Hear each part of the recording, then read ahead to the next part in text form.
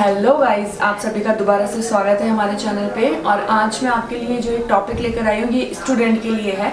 और वो ये है कि कुछ साइकोलॉजिकल टिप्स हैं जो साइंटिस्टों ने और साइकोलॉजिस्ट ने कुछ पॉइंट्स दिए हैं जिससे कि जो स्टूडेंट है वो अपनी स्टडी को बहुत ईजिली वे में कर सकते हैं।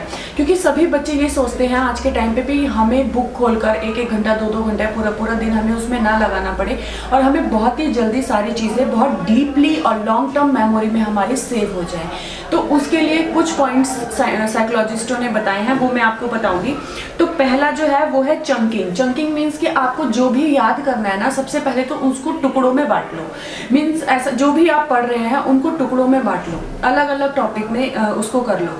उससे क्या होगा कि आपका जो दिमाग है ना वो बहुत सारी चीज़ें एक साथ ना कैच नहीं कर पाता, और कैच कर भी लेता है तो बहुत जल्दी आपके दिमाग से स्किप हो जाता है। इसलिए जब आप उसको टुकड़ों में याद करोगे ना, कई बार ऐसा आपको बचपन में हुआ होगा कि कोई बड़ी स्पेलिंग होती होगी तो जब आप उसको रीड कर रहे होते हैं तो एकदम से आपको पूरी स्पेलिंग आप नहीं रीड कर पा रहे होते हैं, लेकिन तब आपके टीचर ने आपको बताया होगा कि उसको तोड़ तोड़ के उसकी साउंड करो। जब आप उसको तोड़ के साउंड करते हो तो आप इजीली उस बड़े सेंटेंस को भी बड़ी आराम से बोल पाते हो।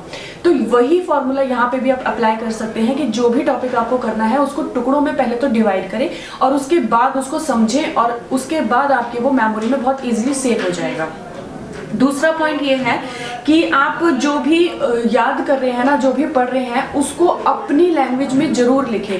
मतलब जो बुक्स का है आपने उसको पढ़ लिया, आपने समझ लिया, बट ऐसा कभी नहीं हो सकता कि आप एक्यूरेट वही वर्ड्स या वही लैंग्वेज आप अपने एग्जाम्स वगैरह में यूज करें। तो आप सबसे पहले तो आप जो भी पढ़ रहे हैं ना, जो भी आप अपने माइंड में गेन कर रहे हैं या कहीं से भी नॉलेज ले रहे हैं, उसको अपने नोट्स बनाइए, अपनी लैंग्वेज में लिखिए वही बात, क्योंकि काफी डिफरेंस हो जाता है। बात वही रहती है बट लैंग्वेज में बहुत डिफरेंस हो जाता है। तो आपको क्या करना है कि जो भी आप पढ़ रहे हो उसको अपनी लैंग्वेज में आपको नोट्स बनाने हैं, और नोट्स बनाने के बाद जब भी ऐसा नहीं है कि अब आपने नोट्स बना लिए फिर से आपको वो बुक रीड करनी पड़ेगी। जब भी आपको उसकी जरूरत हो तो आप तो अपने नोट्स को इजीली रीड कर सकते हैं। ये दूसरा तरीका है।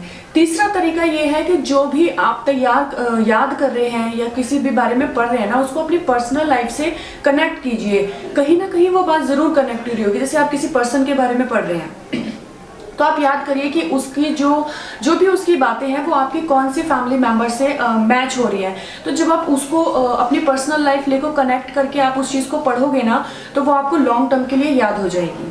फोर्थ पॉइंट है, जो हम कोई भी चीज़ अगर पढ़ रहे हैं ना, रेगुलर पढ़ते जा रहे हैं तो कई बार हमारा माइंड जो है ना वो स्टॉप हो जाता है और बहुत स्लो काम करना स्टार्ट कर देता है।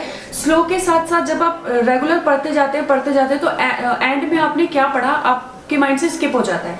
तो उसके लिए आपको क्या करना है कि 10 मिनट के लिए अपने माइंड को रेस्ट जरूर देना है, क्योंकि आपकी पूरी बॉडी को कंट्रोल कौन कर रहा है? आपका माइंड।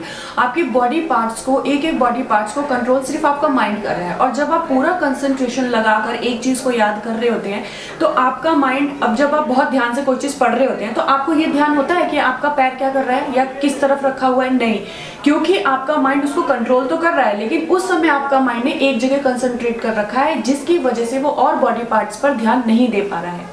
तो जब भी आप कोई चीज पढ़ाई कर रहे हैं बड़े ही ध्यान के साथ, तो 10 मिनट का अपने माइंड को रेस्ट जरूर दें, ताकि जो और भी उसके वर्क है माइंड के वो बड़े आराम से कर ले।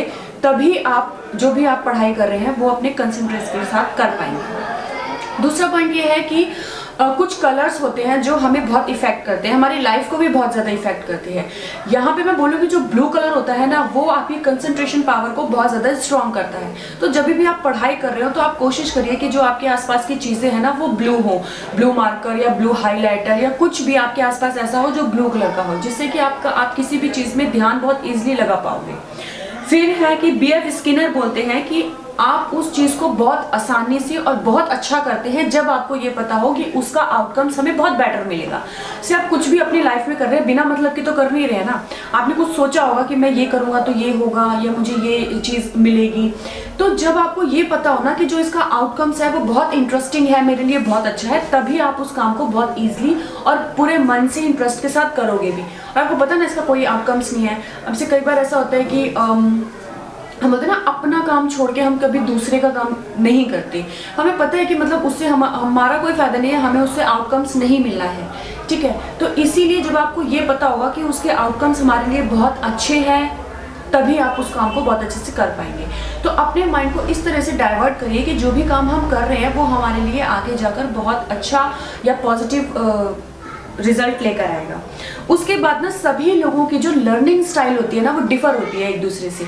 जैसे कि कोई किसी को सुनकर याद होता है, किसी को कोई वीडियोस वगैरह देखकर याद होता है, किसी को पिक्चर्स से याद होता है, या किसी को मतलब सबको ना अलग अलग टाइप की लर्निंग होती है सबकी, क्योंकि सबके माइंड एक दूसरे से डिफर होते हैं।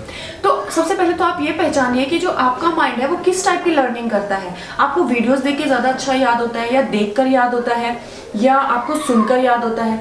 जैसे आपने एग्जाम्पल में देखा होगा, कई बच्चे ऐसे होते हैं जो अकेले पढ़ना प्रेफर करते हैं कि नहीं मुझे अकेले पढ़ना है, मुझे और कोई नहीं चाहिए।